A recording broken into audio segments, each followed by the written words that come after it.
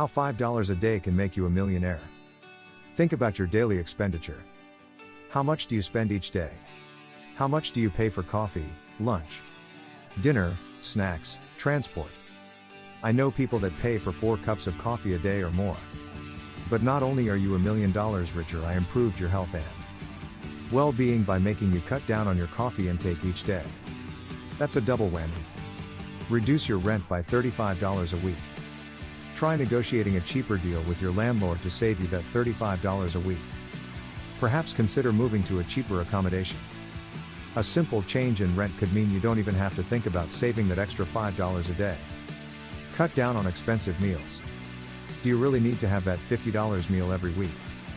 Or can you get by with sometimes having a $15 meal? Negotiate prices. So many things for sale can be negotiated.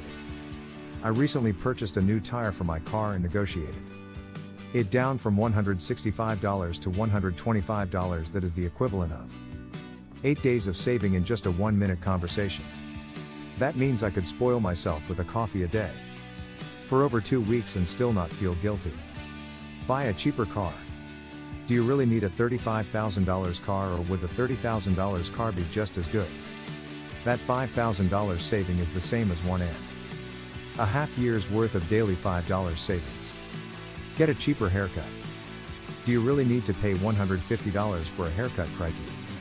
It amazes me how people spend this much.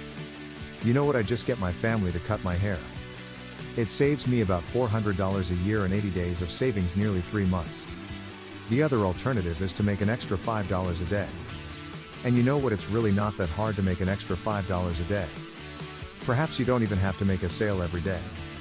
Perhaps you just make one sale a year that is worth $1,825.